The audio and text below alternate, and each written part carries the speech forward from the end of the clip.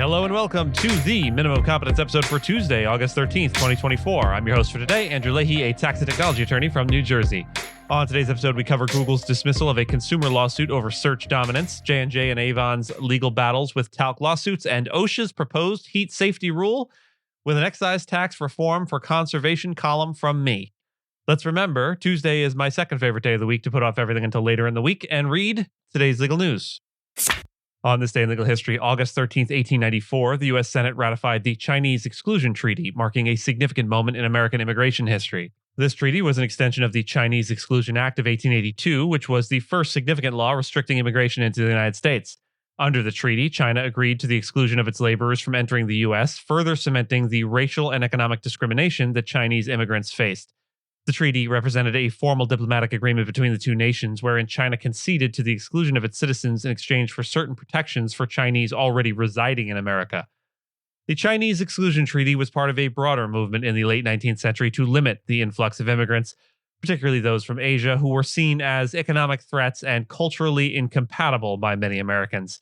The ratification of this treaty reinforced and prolonged the discriminatory practices against Chinese immigrants, contributing to the legal and social marginalization of Chinese communities in the U.S. It wasn't until 1943, during World War II, that these exclusionary policies began to be dismantled, reflecting the deep-seated impact of the treaty and the exclusion laws on American legal and social landscapes. In a recent legal development, a federal judge in California dismissed a consumer lawsuit accusing Google of unlawfully dominating mobile search markets. U.S. District Judge Rita Lynn ruled that the plaintiffs failed to provide sufficient evidence showing how Google's market dominance harmed consumers. The lawsuit, originally filed in 2022, alleged that Google conspired with Apple to make its search engine the default on iPhones, restricting competition. Although the case was dismissed, Judge Lynn indicated that the plaintiffs might have another opportunity to amend their complaint.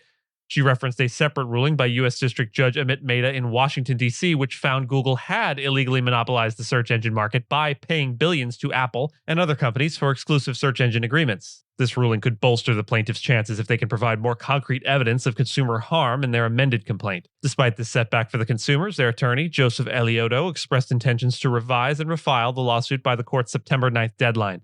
Google has denied the allegations and plans to appeal the D.C. court's decision. Johnson & Johnson and Avon Products Inc. are both embroiled in legal battles over the alleged harmful effects of talc in their products, leading to significant financial and legal repercussions.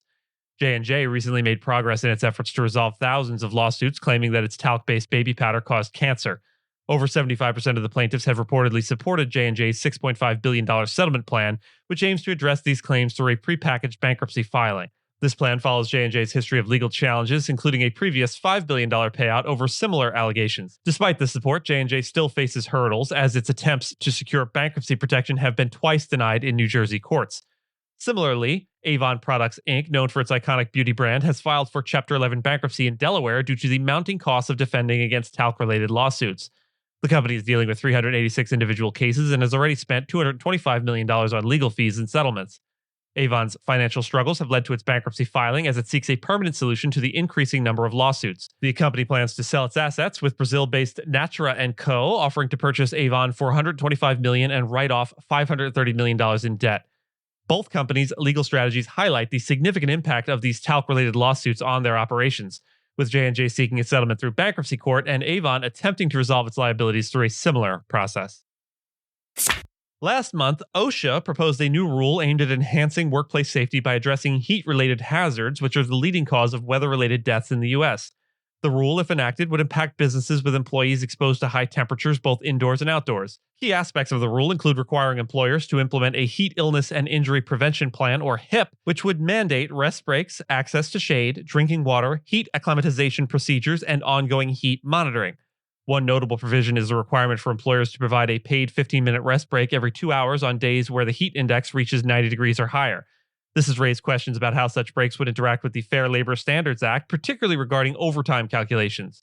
Additionally, following the recent Supreme Court decision in Loper Bright Enterprises v. Raimondo, which limits agency authority, there may be legal challenges to OSHA's ability to enforce such mandates. The proposed rule has yet to be published in the Federal Register, but once it is, the public will have the opportunity to provide feedback before it is finalized. OSHA has encouraged public participation to ensure the final rule effectively protects workers while being feasible for employers.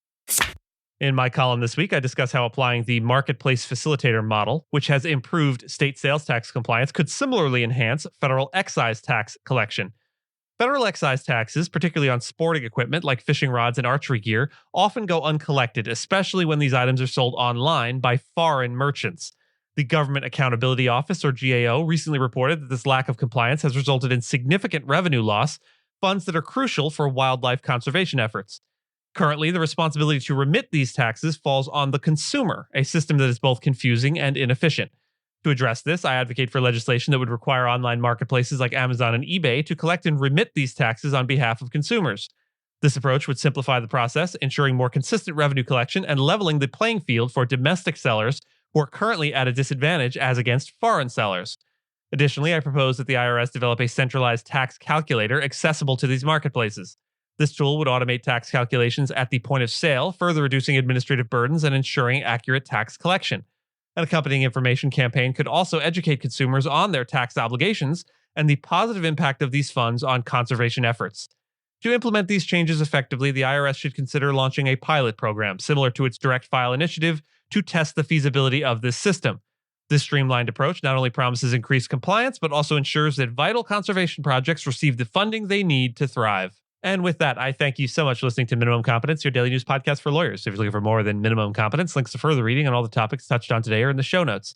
And reviews go a long way towards helping new listeners to find our show. If you have a moment, you can leave a rating or review on your podcast player. We'd sure appreciate it. And if you know someone that might be interested in a story we cover, consider sending them the episode. But remember, nothing here should be construed as legal advice because it is certainly not and never that. Minimum Competence is available at minimumcomp.com and wherever you get your finely crafted podcasts. If you haven't checked out the website in a while, give it a look. There are complete transcripts and resources for each episode and its corresponding segments, as well as an opportunity to receive new episodes in email, newsletter, form. We'll see you back here tomorrow, and until then, remember, it is August, the summer's last stand.